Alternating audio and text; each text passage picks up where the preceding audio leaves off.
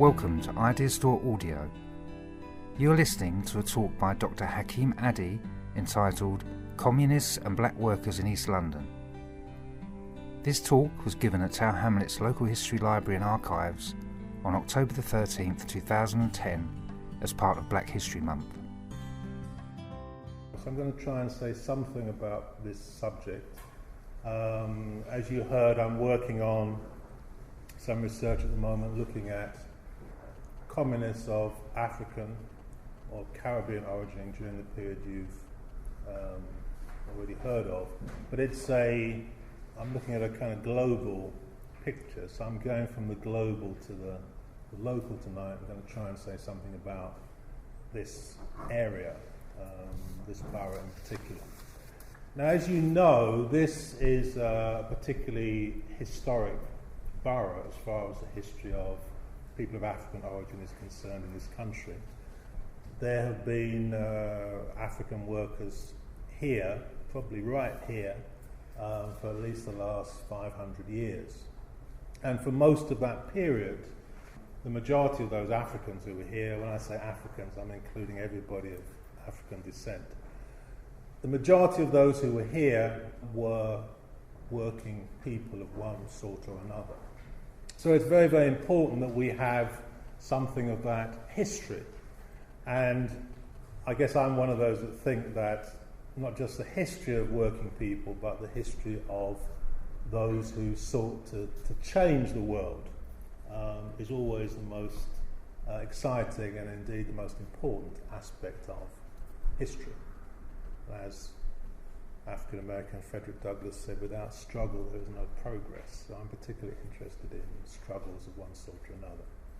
Okay, so to come to Tower Hamlets, as it is now, or the East End of London, again you probably know that this was not just an area of migration.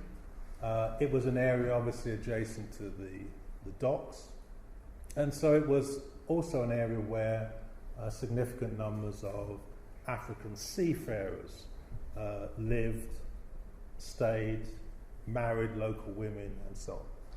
It was also an area in which or where communists organised. Again, without going into the history of communism in the East End, which again you're probably familiar with, but suffice it to say it was an area where the Communist Party from its inception was organising amongst the population in general, as well as amongst those who were seafarers, dockers, and so on. So it might have been thought then that it would be very natural for the Communist Party to organise amongst Africans. But unfortunately that wasn't the case. And it's probably not until the late 1920s that organisation began to take place. The circumstances of it were connected with this organisation here, the International Trade Union Committee of Negro Workers, which was established by the Communist International in 1928. It was an organisation mainly of, although not entirely of, black communists. And it was decided by this organisation that it was going to hold an international conference right here in London in 1930. So the organisers wrote to their comrades in Britain, so we're going to organise this conference in London, centre of the empire, best place to have such a conference. We obviously want you to assist us, and of course you'll have a few, Negro was the expression of that time, you'll have a few Negro comrades who will come and so on. Well, this, I have to say, threw the British Communist Party into some panic, one could almost say, because they actually didn't have any African or Caribbean members, and generally speaking they were not organising amongst African and Caribbean seamen or workers in this area. So, and there are many reasons for that, which I won't go into now. But they certainly began to organise around about the time of the conference. So the late 1920s, 1929, 1930, we begin to see organising in this area. Again, I probably haven't got time to say everything about why the Communist International was particularly interested in black workers in general, and maybe in the questions I can go into that. But Wright was particularly interested in organising people here in London. Again, you can imagine some of the reasons. Some of them are connected with its general approach to the problem of colonialism, imperialism, the question of self-determination, of equal rights for all workers, if you like, the equality of all workers and so on. Some of it was connected to more practical considerations. How do you communicate from Moscow or from Hamburg with Jamaica or with Nigeria or with South Africa? In those days, of course, you didn't have email. Phone was even difficult. Letter was obviously going to be intercepted by a special branch MI5 and so on. So seamen were vital for communists who were organising throughout the world to communicate. You had to have seafarers organised. And apart from all other considerations, that is one of the reasons why organising in this area amongst African and Caribbean seafarers was so important. So we see that the beginnings of a committee set up by the Seamen's Minority Movement, the name you can see here, which was we can say, the revolutionary trade union organisation amongst seamen in this country. It was set up by another organisation called the Minority Movement, which was the Communist Party's trade union organisation. And it established a committee of coloured seamen, round about 1930, probably in the autumn of 1930. That committee organised in this area. It held its meetings, as you can see, in the Seamen's Minority Movement premises in Poplar High Street, just down the road here. It also organised what was called a club for African, Caribbean and other colonial seamen, and began to organise from that period. You'll see that this committee of coloured seamen also organised alongside others. I'm not going to bother you with all the names in this report of the meeting. I'm just going to mention two who are particularly important. One is Comrade Jones, who I'll say a bit more in a moment, who was a man called Chris Jones, who was Bajan, and the other is Comrade Headley, who was a gentleman called Jim Headley, who was a Trinidadian. They were both here. They both were major organisers during this period. And I'll just say a little bit more about this committee in a moment. But this is a picture of Chris Jones, or Chris Braithwaite. We're very fortunate that we have a member of his family with us tonight who's standing up taking a photo of him. This is Chris Jones' granddaughter. You can see there, Dorothy has very kindly lent me this photo for the benefit of this meeting. Now, Chris Jones was a very interesting, or Chris Braithwaite was a very, very interesting guy. As I say, like many organisers, activists in this period, he was nominally a seaman, a seafarer. He originated, as I said, from Barbados. He had a whole life in the US before he came here. We're not quite sure exactly what he was doing there, but he may well have been organising there. Then he came to this country. He was an activist as well for the National Union of Seamen. And the National Union of Seamen in this period was quite without saying anything about trade unions in general, but in this period the National Union of Seamen didn't have a reputation, let's say, for being the most sympathetic organisation for African, Caribbean or Indian seamen, for that matter. But he was an organiser for the National Union of Seamen, as it was, but also a communist, we can say, in orientation. Whether he was actually a member of the Communist Party, that's not yet clear, but he was certainly an activist who had that kind of politics. So he was one of those who organised in this area. He lived at, I think I'm right in saying, 113 Turner's Road, which is just round the corner from here, where he lived with his English wife and children. So he was a man of this area who organised throughout this period. And I'll say a bit more about the things he did in a moment or two. The other gentleman that I just mentioned was a guy called Jim Headley. Now you'll see that he's sending this letter from 266 Poplar High Street. So he lived just down the road from the Seamen's Minority Movement. He was the secretary of the Coloured Committee. Chris Jones was the chair. And he's writing a letter here to one of his comrades in Hamburg to explain what's going on and talking about various things. I know his writing's not that easy to read, but he's talking about various things that are going on. Of course, he's also concerned about what's happening in Cardiff, which was another important, not only port, but area of organising as far as black communists were concerned. He also, in this letter, sends various names and addresses of others who might be interested. Now, I haven't reproduced the whole letter. This rather tantalising name here, C. Lynch, a gentleman who lived not too far away from here, actually in Limehouse. Now, I don't know if that's got anything to do with the family of Kenny Lynch, who's another well-known local relative. I've just written to Kenny and said, is this anything to do with you and your family? Haven't got a response from him yet. So he sends other addresses of other seafarers, some of them based here, either in Tower Hamlets as it is now. Of course, they didn't recognise those borders, so he also sends addresses of people who live in what is today Newham as well, to Hamburg. And he also sent addresses of people in the Caribbean as well, who he knew who might be interested in the work of the International Trade Union Committee that I mentioned earlier.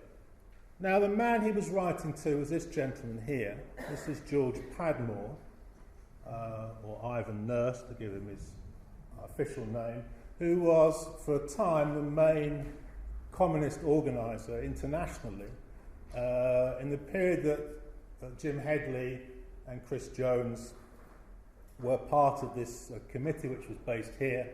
Padmore was based in Hamburg, which was then, of course, one of the most important ports and was also a stronghold of the German Communist Party. And he organised internationally. He also came to Britain during this period. In fact, he was here in the spring of 1932 organising amongst various people here in this country. So there is a whole network of people who are moving around because they're seafarers, organising here, organising in other places. Now, just to finish very quickly the story of Jim Headley, in fact, Gemma's given me a very interesting piece of information about him, which I didn't have before, which is actually an autobiography of somebody from this area who writes about Jim Headley and how Headley was invited to their home and brought with them all kinds of strange food off the ship, rather strange root-type vegetables, which they weren't quite sure what they were and so on. So anyway, that's very, very interesting. Gemma's made my night. I'm going to go home really happy. But this just shows that these figures, who we think are as kind of fleeting figures, leave a whole kind of imprint on the area in which they live. And of course, Headley didn't just remain here, because he returned to Trinidad. He became one of the main organisers in Trinidad during the mid-1930s. He organised, along with others, the unemployed workers movement in Trinidad.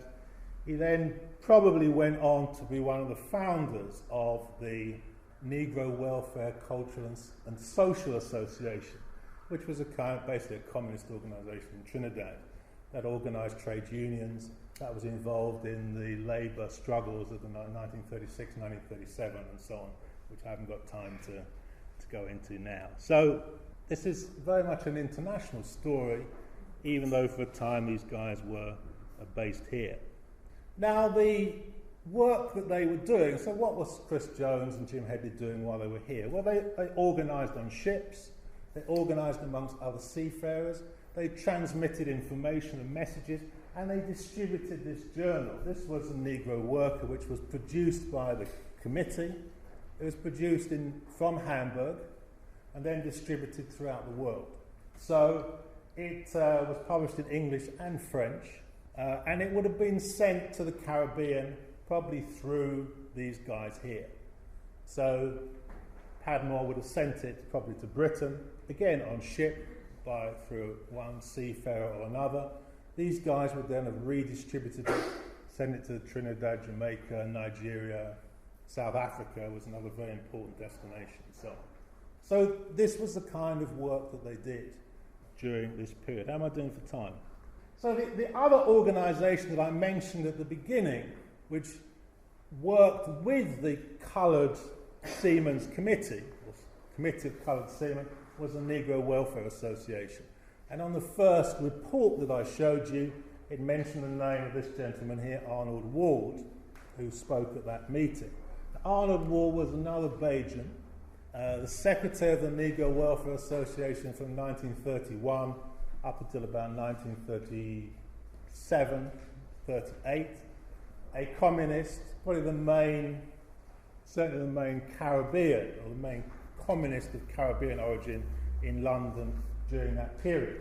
And the Negro Welfare Association did a whole range of things, from organising children's outings. Again, the children of this area, they organised outings for them to Southend or Brighton or wherever they went, I can't quite remember, as well as a whole range of other political activities. One of the most important of those activities was in connection with the famous or infamous Scottsboro campaign, which you will know about, I'm sure. The Scottsboro Boys, as they were called at the time, were 9 African-American youth arrested in Alabama on essentially trumped-up charges of rape, raping 2 white women, one of whom subsequently withdrew her accusation. They were sentenced to death. There was a major campaign led by the American Communist Party. Their sentences went all the way to the Supreme Court. Anyway, it was long. It was an enormous international campaign. If you had been anywhere in the world in 1932, 1933, you would have heard about this campaign. And that includes the colonies, Jamaica, Trinidad, South Africa, Nigeria, Sierra Leone. There were campaigns around this issue. And here we see it introduced in this letter from Arnold Ward, which is just to introduce the subject. Now, the mother of one of the condemned young men, a woman called Ada Wright, made a world tour as part of this campaign. She went mainly to Europe, US. Obviously, she came from the US, but she went throughout Europe, went to Moscow and so on. And in the summer of 1932, she came to Britain. Now, all of the people that I've mentioned so far, Arnold Ward, Jim Headley, and Chris Jones, were involved in this campaign, which went everywhere from London to Glasgow. And they spoke at many of the meetings on a platform with her, including the meetings that were held here in what you like to call Tower Hamlets. There were, I think, 2 meetings in Poplar, and there were probably another 2. I'm not sure if Shoreditch is part of Tower Hamlets. Anyway, it's easterly enough to be included in my presentation. Because in fact, the final meeting was held in Shoreditch Town Hall, and then there was a demonstration from Shoreditch Town Hall to Liverpool Street Station, because she was leaving from Liverpool Street to then go to Scandinavia and to tour there. So this was the kind of campaigning that they were concerned with, as well as what was going on here in Britain. They were also concerned with this international campaign, as I say, spoke throughout the campaign in London as well as in Glasgow and various other places. Now, of course, they were also involved in the other major political concerns of this period, such as the fascist invasion of Ethiopia, and of course the concerns for prevention of a new war. This, unfortunately, is not a photograph from Tower Hamlets. It's a photograph from some other place in England. In fact, it's not in England, I beg your pardon, it's in Wales. But it conveys the spirit of this period. That here you have, a picture of, whatever it is, half a dozen black communists. A picture that always warms my heart. But anyway, enough of that. Okay, so what about in London? what was going on then? Well, if again we come to around about 1935, 1936, Chris Jones was organising again, this time the Colonial Seamen's Association, of which he was the president. And the Colonial Seamen's Association was concerned not just with Africans or those with the Caribbean, but also those from India, Malaya, China, Somalis as well. It was an organisation of all colonial seamen, but I thought I would mention it because it was particularly concerned with those issues which were of concern to African and Caribbean seafarers. Particularly, of course, the Shipping Assistance Act of 1935, which gave a subsidy to ship owners who employed essentially white crews. So this led to even more discrimination against black seafarers, in addition to the other legislation which I haven't had time to go into. He also spoke at meetings concerned with the association. This particular one was to the League of Coloured Peoples, and this is an article from the Negro Worker. The association headquarters were just down the road at Cold Harbour, Cold Harbour on the river near the dock, where the docks were and so on. So again, another local organisation where communists were organised. Again, the secretary of this association was Surat Ali, another revolutionary character of Indian, Bengali origin. Okay, I've got, 2 minutes? I'm supposed to say something about archives or something like that. So let me briefly say in 2 minutes something about... I've got okay? Yeah.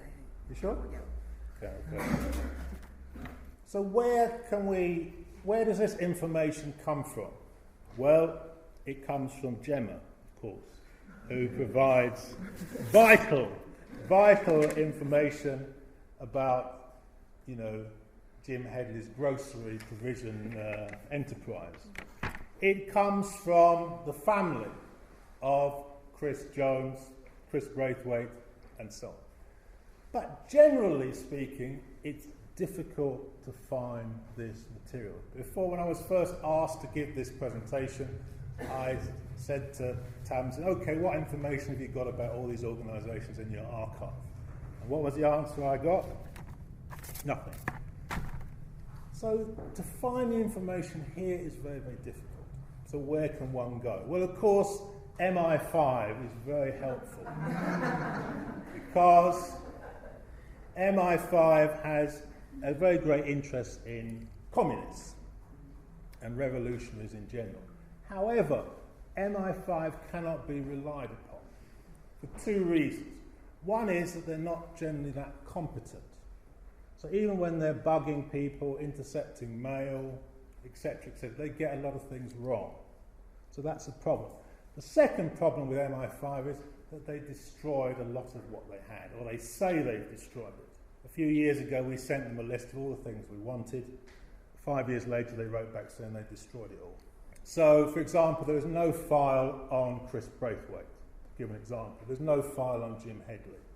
There's not even any file on George Padmore, although there were at least 4 volumes on him. So, I don't know whether there's anybody from MI5 here, and I'm not going to ask you to identify yourself. But from the point of view of history, MI5 really should keep this stuff. This is what we're talking about 80 years ago. Whatever MI5 did, we all know about it anyway. But what we want to know is what these people were doing. And a lot of that material has been lost. There are bits and pieces. Where else? Well, one can go to America. Something like this is actually from MI5. But again, they don't keep everything. So you have to go to the US. Some of the documents I've shown you come from Moscow. Some stuff are in France. It's very difficult to find this information. So if anybody has it, then please let me know, because it is important. It's an important part of our history of Tower Hamlets, and we want to preserve it.